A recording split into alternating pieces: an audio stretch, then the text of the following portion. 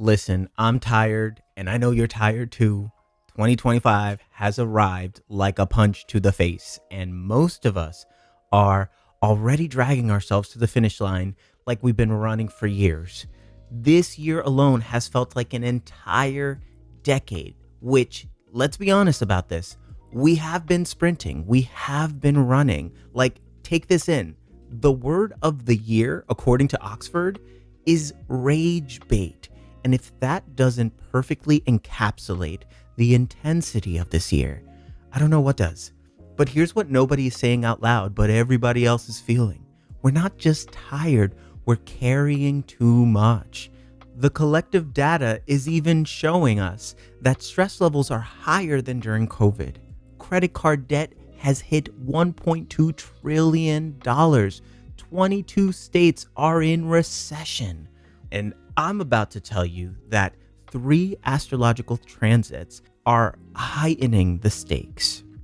We got Mars, which moved into Capricorn on December 14th, a new moon at 28 degrees Sagittarius on December 19th, and the winter solstice on December 21st. And these transits, they don't offer escape from the weight. They're offering something stronger. They're offering the wisdom to discern which burdens are actually yours. The discipline to carry out your dreams without breaking, and the faith that the heaviest part of the journey always comes right before we break open. These astrological streets are speaking to that exact experience. I'm going to practically translate what all of this means for you, give you some prompts and some exercises for how best to move through this energy. And by the end, you should feel activated and intentionally guided toward the next step. So without further ado, let's get into it. Let's start with Mars. On December 14th or 15th, depending on your time zone, Mars crossed from Sagittarius into Capricorn, and something fundamentally shifts in what your body can actually do with its rage, its drive, and its desperate need to make something happen. Mars in Sagittarius, where it's been for the past 6 weeks, scatters its fire across crusades and adventures and philosophical quests through debate and meaning making. It's the arrow drawn and ready to launch toward whatever truth or meaning that matters to you. And this energy is fast, it's optimistic, it's expansive, and a little reckless sometimes. This is the kind of energy that says, fuck it, I'm going for it, without necessarily having a plan for what comes after you get there. But Mars in Capricorn, she's a little different. The fire doesn't burn wild anymore. It becomes a forge, a steady flame that can melt through rock itself if given enough time. This is the archetype which transforms from the explorer, Sagittarius energy, to the architect, Daddy Capricorn energy. This is from the freedom seeker to the legacy builder, from let me tell you my vision to let me show you how to build it. And here's why this matters right now. Mars is exalted in Capricorn, meaning that the planet operates at its highest potential. Medieval astrologers described an exalted planet as one in his castle or stronghold. And the reason why Mars functions so well here is very simple. Mars is excessively hot and dry, and when you place it in cold, dry Capricorn, it cools down just enough to deliver optimal performance. And think about that. Mars doesn't do its best work when it's burning at maximum heat. It does its best work when it's disciplined and steady and strategic. This is where our impulsivity becomes a tool and our rage becomes determination. The scattered shots of Mars and Sagittarius become even more precise. Every move we make right now is building towards something that will outlast us. And I need you to feel what that means and what this means for December. We've been scattering our energy for months, maybe years, trying to keep up with the chaos, responding to every emergency, every crisis, every voice telling us what urgently needs your attention. And Mars in Sagittarius said, go everywhere, try everything, keep expanding. Mars in Capricorn says, but pick one mountain and climb it all the way to the top. But, and there was a but, there's always a but, the shadow expressions are equally potent. Ruthless ambition can also be damaging. The shadow side of Mars in Capricorn is emotional coldness, workaholism, where your worth equals your output. And this is where intimacy gets sidelined. Authoritarianism rises through this transit as well, where the need to control ignores the need for collaboration. So here's what I want you to do this week as Mars settles into Capricorn. First up, ask yourself, if I had to pick one thing to build between now and the end of January, just one thing that would still matter in 5 years, what would it be? Not the thing you should build, not the thing that would impress people. I'm talking about the thing that would make you proud of how you spent your finite energy during one of the most depleted Decembers on record. One thing, one mountain. That's all you need right now. This transit doesn't ask you to do more. It asks you to do what matters strategically and sustainably. The collective invitation here is precise. It's about structure. Plan it out. Have some deadlines. Create measurable checkpoints. Give your no's the same dignity as your yeses. Trust that whatever it is you're building has to last, but also build it like you matter too. Got it? All right, onward we go. We got a lot to cover. So 5 days after Mars enters Capricorn on December 19th, we get the final new moon of 2025. And it lands at 28 degrees Sagittarius, right in the third decan. And the tarot card assigned to this decan is the 10 of Wands. And if you know tarot, you just felt your stomach drop a little bit. And if you don't know tarot, well, let me paint the picture for you. The 10 of Wands shows a figure bent over carrying 10 heavy sticks that are blocking their vision. Home is visible in the distance. They're almost there. And the burden is heaviest at the final stretch, right? The title of this card in Hermetic tradition is the Lord of Oppression. This is the new moon asking us to plant seeds for 2025 while we can barely stand up straight under what we're already carrying. There's a heaviness, there's a weight to this moon. And now let me explain why this new moon carries so much weight. Sagittarius is Jupiter's sign. So we're talking about expansion, optimism, faith, adventure, meaning seeking. This is the archer shooting arrows toward the horizon. But the third decan, the final 10 degrees from 20 to 30, is ruled by Saturn. So we're talking about limitation, time, boundaries, endings, responsibility. Sagittarius is spiritual and swift and light, elusive, luminous. Saturn is material, slow, heavy, obstinate, obscure. Jupiter wants to expand. Saturn wants to consolidate. Jupiter says yes, and Saturn says not yet. And the result here is Jupiter's natural optimism weighted down by Saturn's gravity. Because here's what nobody tells you about new moons. They're seed planting moments, yes. But seeds planted in frozen ground in December don't sprout immediately. They germinate in darkness. They wait. The intention you set now might not show visible growth for months. So the seeds you plant at this new moon, they might need some incubation and protection. They might need you to ask harder questions than, what do I want to achieve? They might need you to ask, what do I need to release so I have the capacity to grow anything at all? And let me get vulnerable with you just for a second here, because I feel this energy hardcore. I've been carrying too much this year. Projects I said yes to when I had energy, commitments I made before I understood the scope. And every time I think about 2026, because we're almost there, I feel this weight in my chest because part of me knows I can't carry all of this into the new year. Something has to drop, multiple somethings. The 10 of Wands asks, well, Which burdens are actually yours? Which ones are you carrying out of guilt, out of obligation, out of some story about who you have to be? Which ones are out of dedication? And which ones are self-oppression wearing dedication's mask? And I know the typical response to this is, well, someone has to do it. How many times have you said that to yourself this year? But here's the harder question. Does it always have to be you? Can you share this weight with others?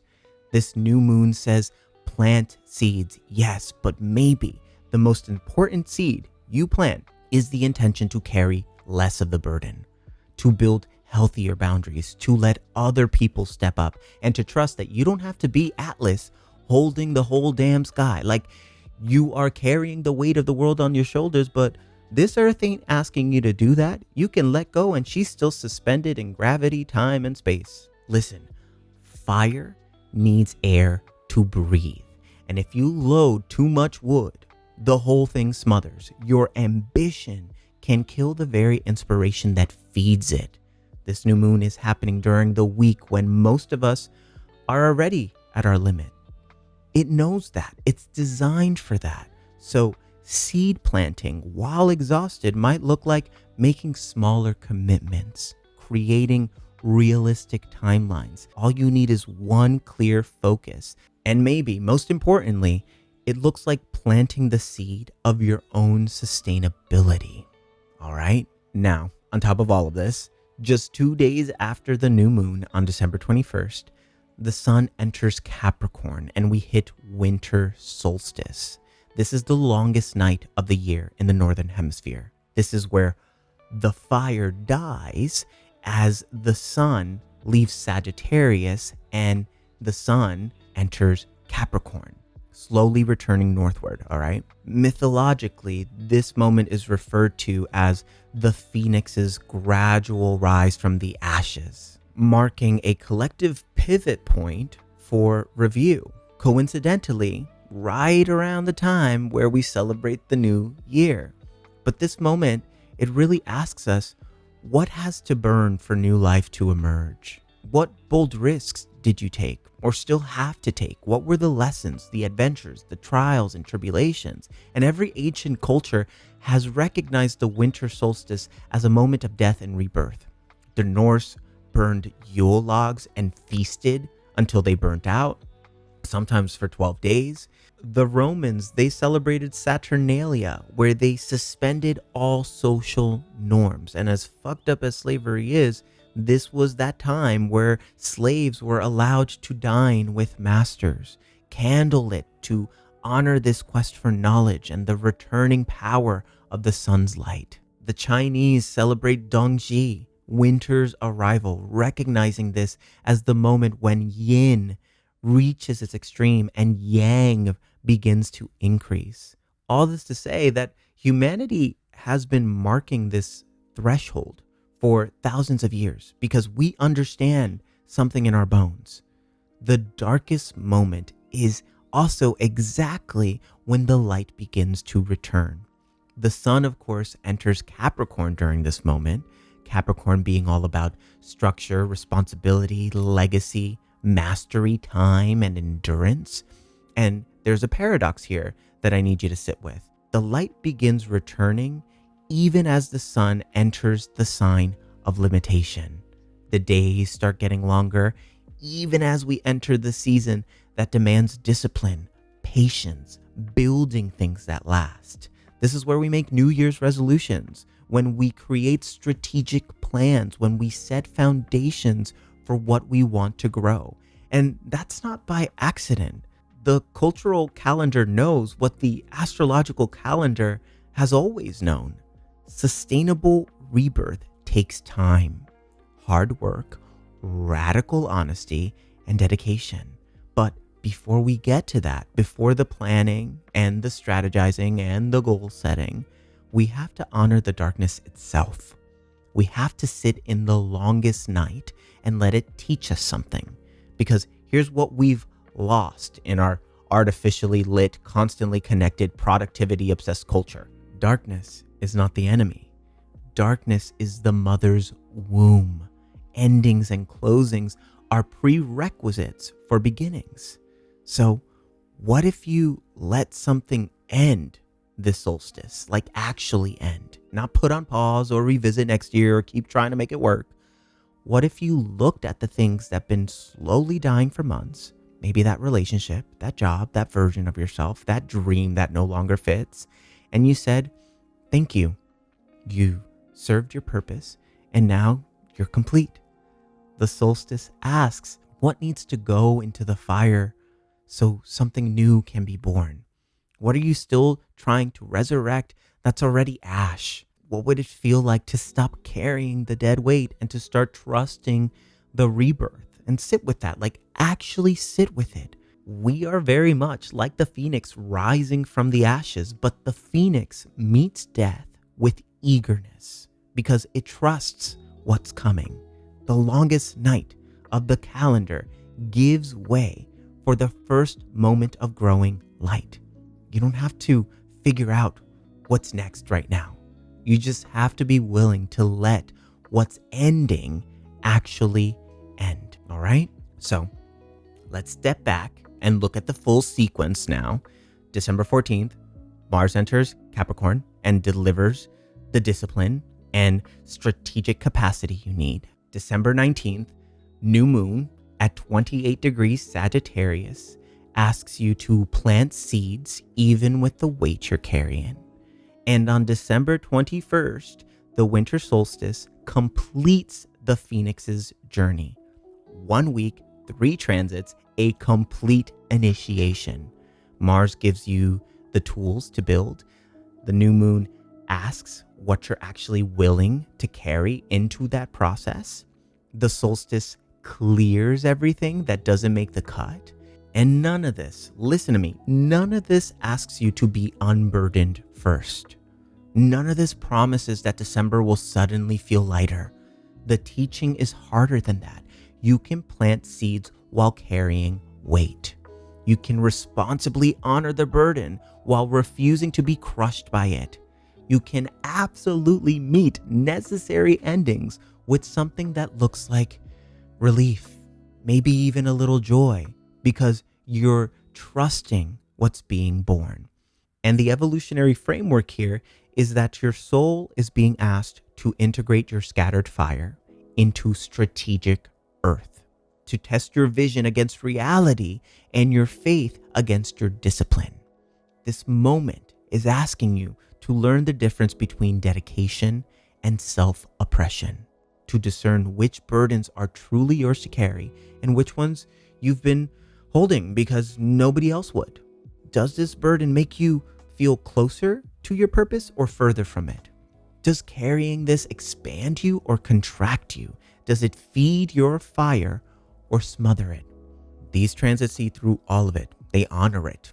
And they're not asking for more. They're asking for strategic focus, intentional release, and your trust in these natural cycles. So here's what I want you to do between now and December 21st. First, Mars and Capricorn work. Get out a piece of paper, write down everything you're currently trying to accomplish, all the projects, goals, commitments, side hustles, creative endeavors, relationship work, personal development, whatever, everything. Write down all those goals. Then circle one, just one, that if you built it all the way would make you proud in 5 years. Just one goal. Everything else goes into the not now folder. And you're not abandoning them forever. You're just getting strategic about where your finite energy goes during this intense time. Second, new moon work on December 19th. Do a physical practice, okay? Stand up, hold your arms out like you're carrying firewood, whatever, and hold it. Hold it until your arms shake. Feel the weight, feel the burden, and then drop it. Feel that relief, and then ask, what 3 things am I carrying that I could put down before January 1st? Write them down. And here's the hard part. Actually communicate to the people involved that you're stepping back. Send the text, have the conversation, make it real. And lastly, solstice work on December 21st. Light a candle, any candle, and sit with it in the dark for as long as you'd like to. Watch the flame. Let yourself feel what wants to end. And don't force anything, of course, during this practice. Don't make it mean something. Just acknowledge this year asked everything out of me. I gave what I could. Some things didn't survive, and that's okay. And as you start feeling this shedding and purging energy, blow out the candle when you're ready. The light will return on its own, but honor where you are. You've come this far. You should honor it. The growth, the trials, the tribulations, all of it. And throughout this week, pay close attention to your nervous system. When you feel that weight in your chest, the tightness in your shoulders, the overwhelm creeping in, that's your body giving you valuable information. It's saying, this is too much. Listen to it. The most revolutionary thing you can do right now is to trust your body's limitations. And remember, you're not failing because you're exhausted. You're human during a time that would exhaust anyone paying attention. It's okay to feel this way. What's not okay is ignoring what your body already knows. Okay? So I'm going to leave you with this, leave you with something to think about, not something to answer right now, just something to carry with you through the week. Mars in Capricorn is giving you the capacity to build something that lasts. Yeah? The new moon is asking you what you're actually willing to carry into that building. And the solstice clears everything else. And then what? Who do you become on the other side of this threshold? Who do you want to become? I don't know the answer for you. I barely know it for myself. But I trust that asking the question matters. That the space between the asking and the answering is where true transformation lives. Whatever weight you're carrying is teaching you something. The darkness is preparing you for something you can't even imagine yet. Trust that cycle. Drop what isn't yours and build what matters. You, my love, are a phoenix rising from the ashes, and it's never too late to be reborn. Go on, do this work. If you enjoyed this episode, I invite you to dive even deeper with me inside the collective. This is where we keep these conversations going off the feed and into real integration. You'll get personalized horoscopes, workshops, meditations, courses, and a space to actually process what's coming up and not just listen and move on. If you're ready to do this work with this energy, instead of just hearing about it, join us. Links are in the description. Thank you for spending your valuable time here with me. And bye for now. I wish you the best